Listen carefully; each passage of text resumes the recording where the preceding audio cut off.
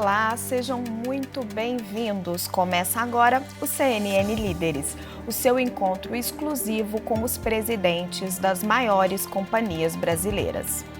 No programa de hoje, temos um executivo que é meio bicho do mato. Adora andar a cavalo e se refugiar na fazenda. Só que no dia a dia do trabalho, ele está imerso numa revolução tecnológica, os pagamentos digitais. E a pergunta que não quer calar: por quanto tempo ainda teremos o dinheiro em papel?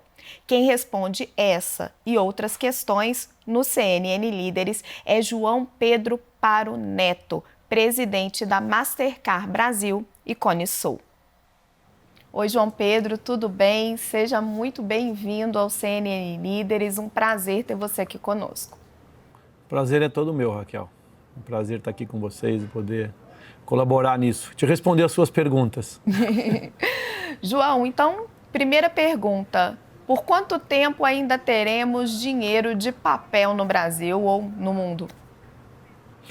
Raquel, você sabe que esse é um dos grandes desafios que nós temos, e a gente comenta sempre isso, já tem alguns anos que a gente vem falando, vamos acabar com o dinheiro, vamos acabar com o dinheiro, e o que a gente percebe é que de verdade a gente vem avançando nessa agenda. Quando nós começamos a falar sobre isso, vou te falar mais ou menos uns 10 anos atrás, aqui no Brasil, usar de exemplo, a nossa participação do consumo da família, o meio de pagamento eletrônico, era na casa de 15% a 20%. Isso em 10 anos nós já estamos nos 45%, nos aproximando dos 50%. Isso significa dizer que hoje nós já somos mais do que o dinheiro na forma de pagamento e a nossa agenda continua firme e forte na direção de realmente acabar. A data que isso vai acontecer, é difícil da gente prever, mas eu te diria que mais uns 5 anos por aí, a gente vai estar muito próximo de ter muita pouca importância o pagamento com papel moeda. Mas é interessante que nós estamos discutindo aqui esse tema e o Banco Central acaba de lançar uma nota de R$200 com o lobo-guará e disse, a autoridade monetária informou que a demanda por dinheiro aumentou na pandemia. O que está acontecendo? Raquel, isso eu acho que é um reflexo exatamente do Corona Voucher, Foi todo esse dinheiro que o governo colocou à disposição da sociedade e com certeza muitas dessas pessoas fizeram saque. Quando a gente olha para os números, o volume que foi desembolsado e o volume que foi transacionado nos meios eletrônicos, ele é muito pequeno. Então a maioria das pessoas sacaram e usaram o dinheiro de diferentes formas aí, ou pagaram contas automaticamente, nem fizeram saque e tal. Então houve sim essa mexida, vamos dizer assim, no volume dos pagamentos por conta do Corona Voucher. Isso é passageiro, obviamente, Isso, o Corona Voucher agora, pelo que o governo definiu, serão mais 4 pagamentos, já metade do valor anterior. Então a demanda vai cair substancialmente. O que a gente vê foi o que eu comentei para você. Quando eu comparo o pagamento eletrônico e o pagamento em dinheiro, o nosso volume continua crescendo muito mais do que o volume de pagamento com papel moeda. Isso significa dizer que a gente está conseguindo diminuir a importância deles. Agora, o corona é específico, Raquel? A gente não tem muito que a gente possa evitar. Acho que foi um momento importante da economia para o governo tentar resolver esse problema e, obviamente, o volume de papel moeda cresceu bastante nesse período.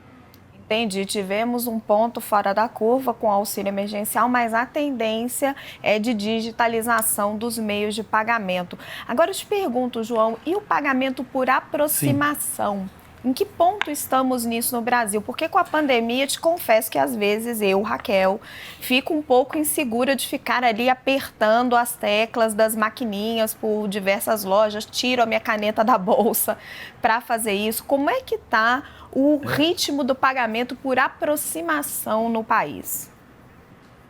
Raquel, ele cresce 4, 5 vezes por ano. Ele vem crescendo a uma velocidade absurda. Hoje, o que a gente está vendo, Primeiro eu vou te falar um pouco das pesquisas. Nós já fizemos várias pesquisas para entender o comportamento pós-pandemia, para sentir como as pessoas estavam se comportando nesse novo cenário. E 70% das pessoas, números arredondados, dizem: eu quero pagar a aproximação, eu já mudei minha forma de pagar, eu já não estou usando as formas anteriores. Isso tudo as pessoas comentam e falam. Então essa agenda já é uma necessidade nós consumidores, que eu também estou igual a você. Quero pagar tudo por aproximação e evito ao máximo ter que ficar colocando a minha mão em teclados. Então a gente está nessa mesma linha. Então isso já é realidade, a gente percebe, e o número que eu estou te falando é o número que a gente está vendo. E o número último divulgado pela ABECS, que foi agora referente ao segundo trimestre, mostra de novo um crescimento de 6, 7 vezes mais em relação ao ano anterior. Então o crescimento é fantástico nesse aspecto. O outro lado, que é muito bom para nós também no Brasil, nós já estamos com o parque todo instalado, funcionando, com a capacidade de suportar esses pagamentos. Então hoje, em qualquer lugar que você for, você consegue pagar por aproximação, o que não era verdade alguns anos atrás. Isso também é muito bom. E a terceira coisa que é importante, isso tem acontecido, a gente está vendo hoje cada vez mais, os emissores estão agora emitindo os cartões também com a funcionalidade de aproximação. Se você vê hoje, a grande maioria dos emissores já emitem, você não sei as relações que você tem com os seus emissores, mas muitos deles já estão emitindo, os novos cartões já estão todos emitidos por aproximação, ou seja, nós já estamos com milhões, nós já estamos próximo de 30 milhões de cartões já por aproximação no mercado, e isso vai chegar a 60, 70, 80 muito rapidamente. Então, esse é o terceiro ponto. E o quarto ponto é que nós estamos colocando aceitação em lugares que nós não tínhamos antes. Por exemplo, se você for para a praia e pegar imigrantes, você vai ter a promoção de pagamento por aproximação. Tem até outdoors que você vê na pista dizendo pague por aproximação nos guichês, etc. e tal. Você vê, estão promovendo isso, o que mostra também que nós estamos bastante bem aí também, ou seja, colocando para nós consumidores mais opções. O transporte é um dos motivos mais importantes para pagar com NFC. Eu acho que não só no pedágio, como no metrô, no trem, no ônibus, todos esses lugares nós estamos colocando e disponibilizando para que nós, consumidores, possam usar essa forma de pagamento. Então, eu te diria que vai indo muito bem, obrigado. Estamos crescendo, igual eu te disse, múltiplos, e essa tendência não vai mudar. Te contar um pouco lá do futuro, que a gente imagina. O Brasil se adapta muito rapidamente às novas funcionalidades. Usando o exemplo do Chile, o Chile saiu de zero e chegou a 60% dos pagamentos eletrônicos por aproximação em um ano e meio mais ou menos.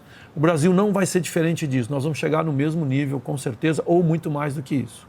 Tá? Eu acho que o motivo que a gente tinha era ter o documento na mão dos nossos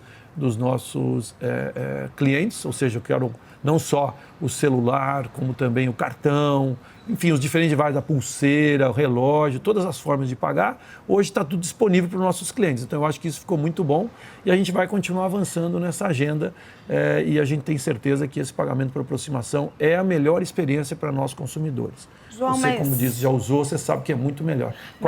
Mas só me dá a proporcionalidade disso. Você disse que está crescendo 6, 7 vezes, no Chile já está em 60% dos pagamentos, mas no Brasil está em quantos por cento dos pagamentos? Eu tenho a impressão que ainda é um percentual baixo. Não, ainda nós estamos na casa de 5, 6, entendeu? Mas isso, como está crescendo múltiplos, a gente vai ver 10, 15, 20 rapidamente, tá? Então é onde nós estamos hoje. O Brasil está na casa de 5% mais ou menos hoje, tá? Vamos falar um pouquinho de um tema que está causando polêmica, pagamento por WhatsApp. Vocês estão realizando os testes, eu queria saber como é que esses testes estão indo e qual que é a perspectiva que os brasileiros têm de poder usar esse aplicativo para fazer pagamentos. Quando isso deve acontecer? O quando é difícil de responder, mas vou te contar a história onde nós estamos. Nós lançamos isso dia 15 de junho, né? Então desde então nós estamos prontos. É verdade que nós fizemos vários testes, já tem vários emissores, adquirentes prontos para poder operar. O Banco Central fez uma mexida na regulamentação, nos pediu para criar uma nova figura que a gente chama de iniciador de pagamento, que é o nome usado. Então nós já fizemos todos os requerimentos técnicos e encaminhamos a eles. Nós estamos agora no aguardo deles aprovarem e disseram, está tudo pronto, podemos operar. Então é essa agenda que nós estamos. Nesse intervalo, o Banco Central também nos pediu mais informações para deixar tudo bastante claro, que eles tinham 3 preocupações importantes e nós conseguimos clarear tudo isso, que era com relação aos dados, a segurança dos consumidores e a competitividade. Eu acho que o próprio CAD no início levantou isso, nós esclarecemos ao CAD, já está resolvido, e o Banco Central, os 2 temas de segurança de dados e dados como a proteção de dados e tudo mais também já está resolvido.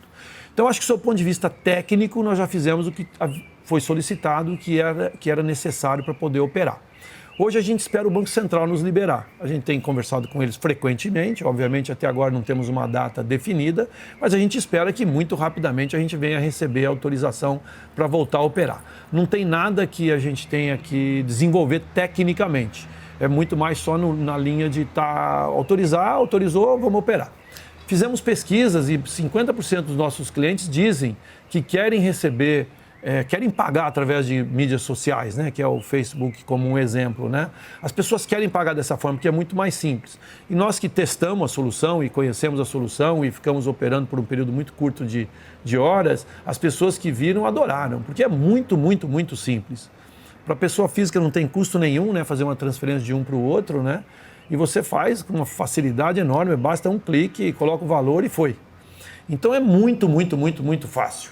Então as pessoas querem e a gente está também ansiosos para poder operar e largar isso, porque isso realmente vai nos ajudar a criar mais uma forma de pagamento para o mercado, Raquel. Para poder competir com o dinheiro, todas as formas de pagamento são importantes, não é uma só, né? Então não adianta nada, igual a gente falou, o cartão normal que já conhecemos, o cartão por aproximação, pagamento por mídia social, tudo isso vai ser importante no conjunto para que a gente possa chegar num ponto de sim, agora eliminamos o dinheiro e estamos bem. Vamos falar um pouquinho desse ponto que você colocou de defesa da concorrência. Nas minhas conversas com fontes ligadas a essa área, principalmente ali no CAD, aparece muito essa preocupação, porque o WhatsApp é muito disseminado entre os brasileiros. Hoje em dia a gente faz tudo, conversa o tempo todo por WhatsApp, dentro das empresas, Verdade. Fora das empresas. E as autoridades de defesa da concorrência têm preocupação da rapidez com que esse meio pode se disseminar. E o WhatsApp é de uma empresa muito forte, que é o Facebook. E você me disse que esclareceu isso para eles. Conta um pouquinho para nós, por que você não está preocupado com essa questão da concentração de poder de mercado aí na mão do Facebook? Te explico, você vai entender. São duas formas de pagamento que a gente fala, tá? O pagamento ao comércio, a gente chama de P2M, e o pagamento à pessoa física, que é a transferência de dinheiro, que é o TED, o DOC que a gente faz. No pagamento ao comércio, a forma com que o WhatsApp está definido e desenhado é exatamente igual ao que nós fazemos hoje. O modelo que a gente chama de modelo de 4 partes. Ou seja, nós temos o adquirente, que tem os estabelecimentos comerciais, nós temos os emissores, que tem os consumidores finais, e nós que estamos no meio fazendo essa transação acontecer. Então isso é uma realidade. Então não mudou absolutamente nada em relação ao modelo atual que nós temos implantado como cartão. A competição é enorme, você acompanha o Brasil e sabe muito bem, nós temos hoje vários adquirentes, vários emissores, o Brasil é o segundo mercado mais importante do mundo e maior do mundo em transações e tudo mais, ou seja, nós estamos bastante bem posicionados nesse aspecto e não vemos nenhum problema de nenhuma ordem de que falta concorrência desse lado. No modelo P2P, tem uma característica só que foi o que chamou a atenção, e vou te explicar, você vai entender. Imagina você, quando você vai fazer um pagamento vou usar o cartão para ser simples, você vai entender, a pessoa do comércio digita lá o valor, né? E você coloca seu cartão ou aproxima seu cartão, seu celular, seu relógio, o que seja, para fazer o pagamento. Ou seja, alguém colocou o valor para poder iniciar a transação. No caso do WhatsApp, vai ser feito do mesmo jeito, ou seja, você Raquel, vai transferir um dinheiro, por exemplo, ao seu esposo, você coloca lá o valor, tá? E alguém vai ter que ir lá na conta sua e falar, pega R$10 da Raquel para transferir para quem ela está pedindo para transferir. Essa figura se chama iniciador de pagamento. Essa figura que o Banco Central regulou, que ele pediu, que nós já tínhamos isso definido, porque nós já fazíamos isso, então ele só quis dar um frame melhor para isso, tá? Que não tem problema nenhum nisso.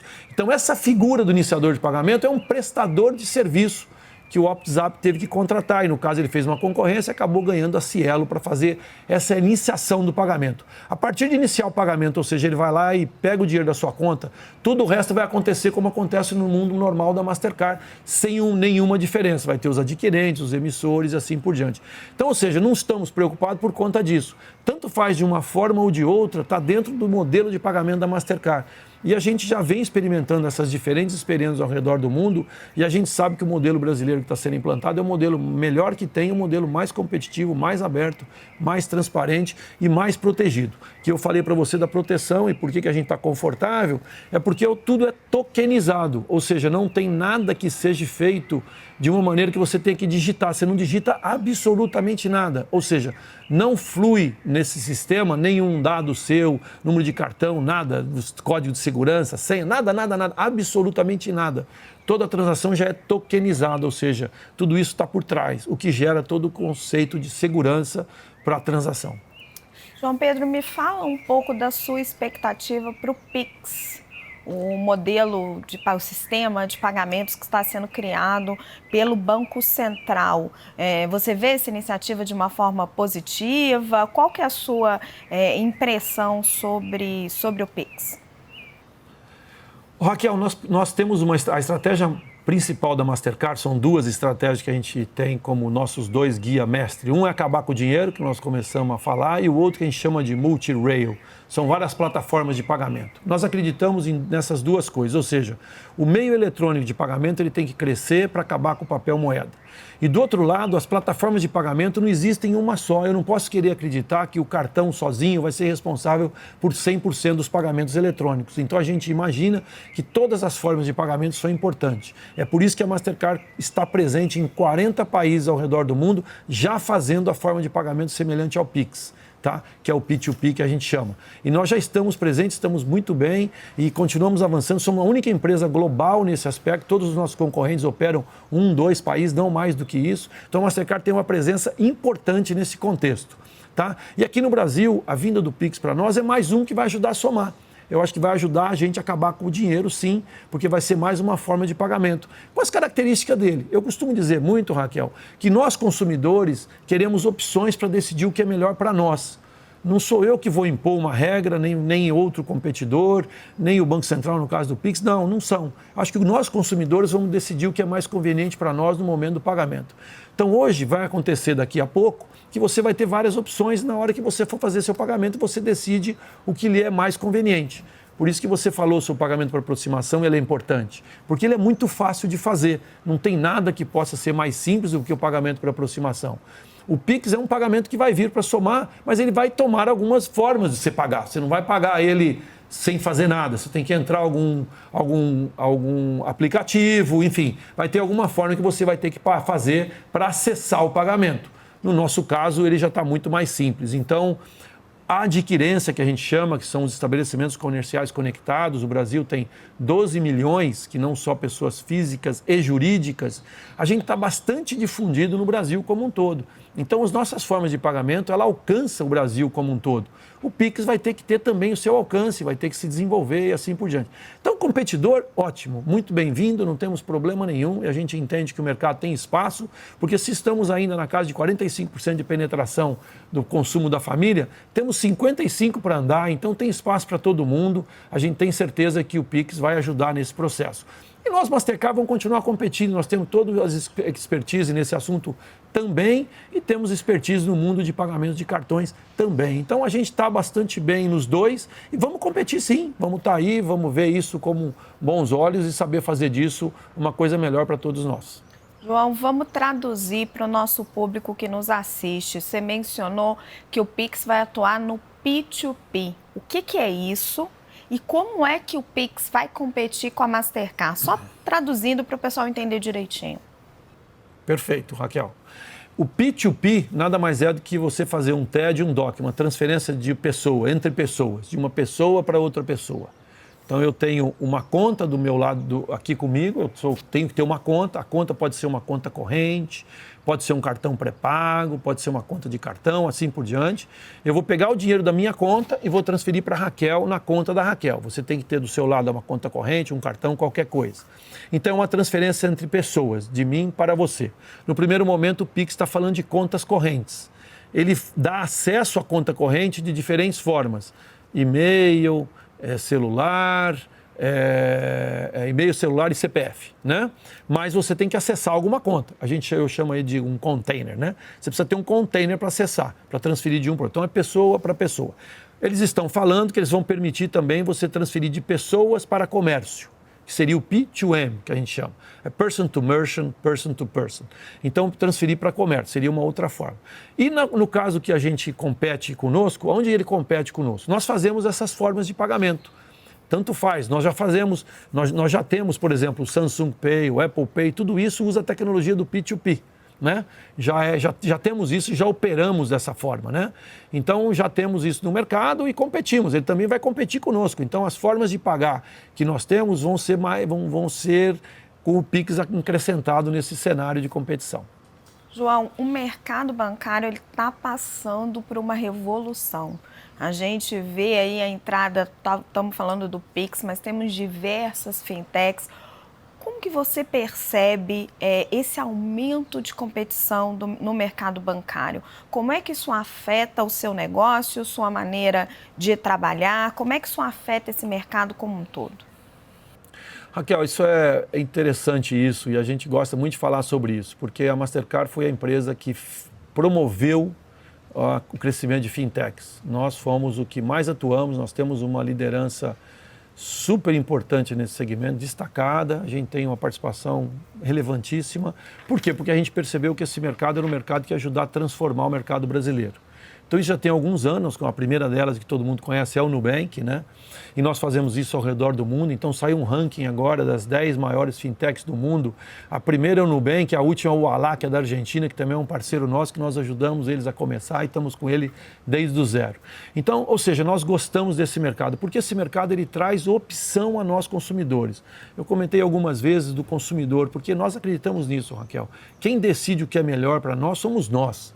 Não é ninguém que vai impor nada a nós. Então, a vinda das fintechs nada mais é do que isso. Eles trazem soluções, eles trazem simplificações, eles trazem opções, eles geram para o mercado um desafio enorme. Então, aqueles que já estão no mercado têm mais dificuldade de competir. Mas isso é parte do nosso dia a dia. Eu acho que todos nós sabemos competir e gostamos da competição. O que a gente não gosta é de regras não equivalentes. Então, quando você quer criar um competidor e compete com as mesmas regras, está perfeito. Vamos competir e que vença o melhor. Então, acho que as fintechs hoje no mundo financeiro, elas têm um papel importantíssimo. A gente vê várias delas aí com um destaque enorme, com um tamanho enorme, representando volumes importantes do nosso negócio, e a gente quer continuar assim. Eu vejo isso com muito bons olhos. Eu vejo que o mercado brasileiro melhorou bastante depois da vinda das fintechs. São várias e várias em todos os segmentos que você imaginar.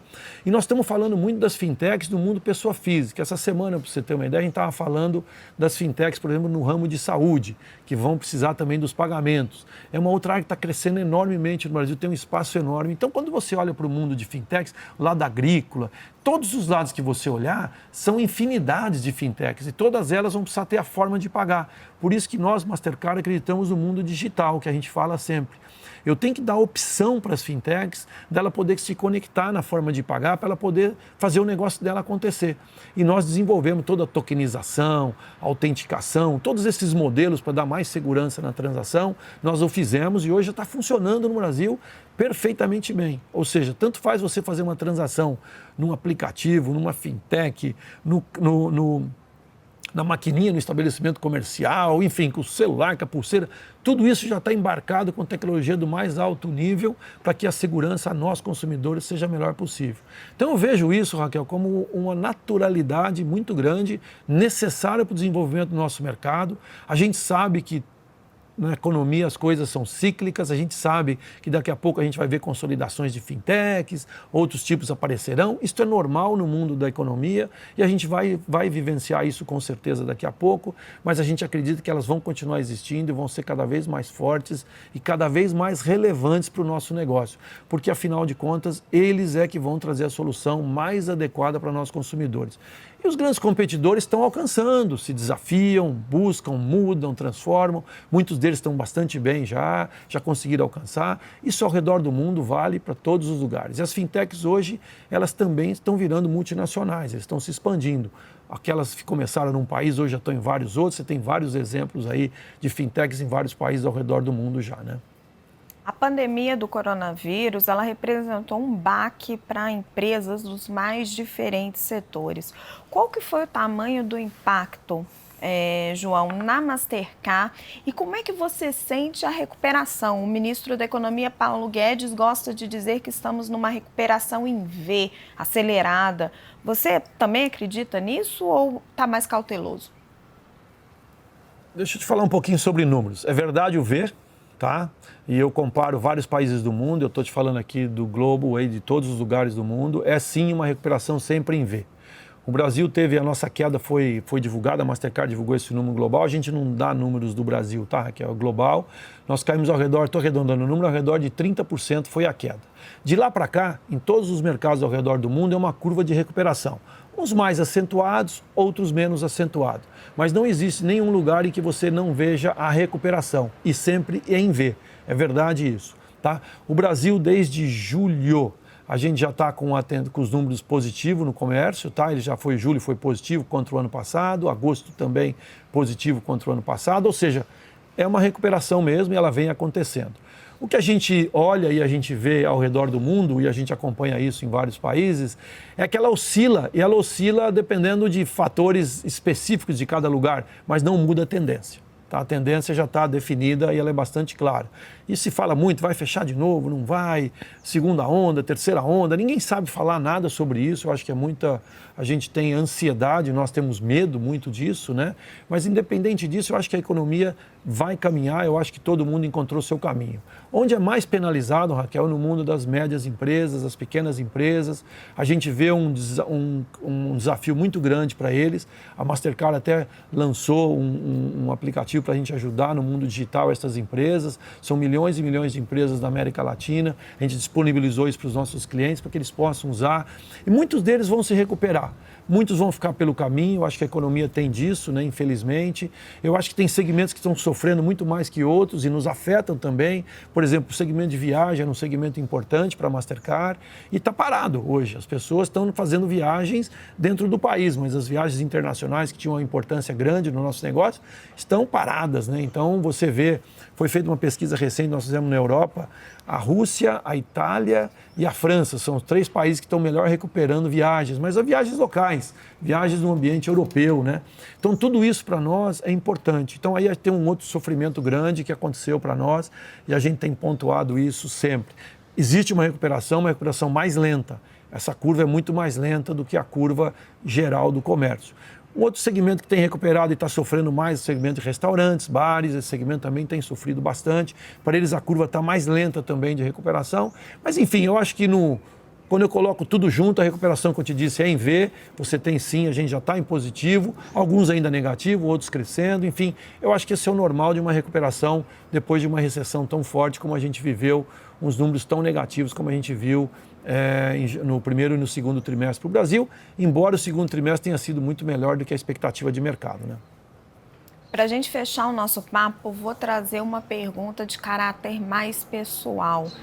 A pandemia do coronavírus foi um momento desafiador para todos e para os gestores particularmente, né, que tem que garantir aí milhares de empregos. Qual foi a lição que você tirou dessa crise? Aqui eu acho que tem algumas coisas que eu gosto de falar muito. Primeiro foi saber ouvir e entender todos os nossos colaboradores e saber colocar para eles as soluções necessárias para a gente poder conviver nesse novo ambiente. Então acho que a gente teve um cuidado muito grande. Nós não tivemos problema de se conectar home office. Para nós isso já era normal. Então eu tinha, por exemplo, quando o meu escritório estava mais lotado possível, eu alcançava 60% da capacidade. Ou seja, 40% já ficava em casa. Eu nunca tinha tido 100% das pessoas em casa como nós temos hoje. Mas a gente já vivia isso, sabia viver isso. Então essa parte técnica para nós foi menos dolorosa. O que está dando, que deu mais trabalho, né, que está dando e vai continuar, eu acho, é a adaptação das pessoas, a nova cultura, a nova forma de ser. E nós temos que nos ajustar a isso, tivemos que nos transformar. Não foi simples isso, para você ter uma ideia. Eu tenho um conjunto de funcionários já que não são Mastercard, que foram contratados fora do Brasil e trabalham para mim aqui no Brasil. São pessoas que vieram do mercado e o que a gente tem se desafiado agora é como nós vamos criar cultura nesse novo momento pós-pandemia. Essa é a nossa grande dificuldade hoje, que eu entendo. Eu acho que as pessoas conseguem desempenhar muito bem, eu acho que as pessoas desempenham melhor o seu trabalho, que não tem o estresse do trânsito, não tem o estresse da locomoção, tudo isso, conseguem fazer as coisas de uma maneira mais organizada e na sua casa, o que é muito bom para todos nós. Então acho que esse é o lado do primeiro aprendizado, eu acho que saber ouvir, do outro lado, saber encontrar soluções. O outro problema é o problema da cultura, que esse problema é um problema muito difícil, Raquel, isso não é fácil, acho que as empresas, nós vamos aprender sobre isso. E depois tem um último ponto, que é uma característica nossa, muito de nós latinos, né? Nós gostamos da aproximação, do contato, do abraço, do beijo, nós gostamos dessa relação contato. E hoje o cumprimento o cumprimento sem o contato traz uma dificuldade maior nas nossas relações. Imagina você que se relacionar com o seu cliente, você queria ir lá vê-lo, estar junto, convidar para um almoço, para um jantar, uma coisa desse tipo, ter que se relacionar somente por uma videoconferência ou qualquer outro aplicativo que você venha fazer. De uma maneira geral, eu acho que isso é uma transformação muito grande. E uma coisa que a gente aprendeu também, que é saber viver com esse novo momento. Então, os novos barulhos, os novos sons, as novas pessoas que participam das reuniões, os filhos dos nossos funcionários, os cachorros, enfim, os gatos, etc. e tal. Isso tudo faz parte do novo cenário, né? Nós não tínhamos esse cenário até ontem, hoje a gente tem. Então, a gente participa da vida familiar de nossos funcionários. E, Raquel, eu acho que o mais importante de tudo para a gente como líder é ter paixão por aquilo que a gente faz e querer fazer cada vez melhor aquilo que a gente faz, ouvir muito e falar bastante para que as pessoas possam estar suficientemente entendidas de que a gente deva fazer. Não é fácil para ninguém, acho que todos nós sofremos, cada um da sua forma. Eu acho que você com a sua família, eu com a minha família, todo mundo, é uma dificuldade muito grande para todos nós. Na minha vida, eu acho que provavelmente você também, eu nasci em escritório. Eu nunca na minha vida fiquei na minha casa mais do que, vou chutar aqui, 4, 5 dias, porque quando estava em férias nunca ficava em casa, e era um final de semana, no máximo, com algum feriado que eventualmente você ficava em casa. Então não tinha esse hábito, e hoje eu já estou em casa desde o dia 13 de março. Se eu fui ao escritório pouquíssimas vezes desde então, acho que te conto no dedo, não enche uma mão. E o escritório está fechado, eu estou pensando em abri-lo agora ao final do mês e voltar e ver como é que a gente vai fazer. Mas enfim, é uma mudança muito grande para todos nós, a gente aprende, eu acho que a gente conseguiu ficar melhor. Eu acho que nós empobrecemos de um lado, porque perdemos uma série de coisas que a gente tinha do lado social, financeiro, uma série de coisas, acho que a gente perdeu de um lado. Do outro lado, nós ganhamos um melhor conhecimento de nós, das pessoas, dos nossos colaboradores, dos nossos amigos, da nossa família. Enfim, a gente ganhou de um outro lado também bastante coisa. A gente ficou mais espiritualizado, vamos chamar assim, que foi o lado importante disso também. Então, quando eu coloco tudo dentro de um pacote, eu te diria que nós estamos bem. Eu acho que você perde e ganha. No final do dia, acho que nós ganhamos com isso. Vamos sair disso melhores, mais conscientes da responsabilidade social para com todos nós. Eu acho que não só as empresas, como nós, pessoas físicas, nos preocupamos com os outros muito mais do que nos preocupávamos anteriormente. Então, acho que são várias lições, a gente pode ficar falando disso horas e horas, é uma conversa muito bacana, mas eu saio disso, eu tenho certeza que melhor do que eu entrei, e assim que eu penso sempre nas coisas que eu faço. João Pedro Paro Neto, CEO da Mastercard, muito obrigada pela sua presença aqui no CNN Líderes. Foi uma conversa inspiradora, João Pedro. Obrigada. Muito obrigado, Raquel. Felicidades para vocês. Lembrando que todo domingo à noite nós temos um encontro marcado com os grandes executivos que movimentam a economia brasileira. E esta é a CNN, inconfundível.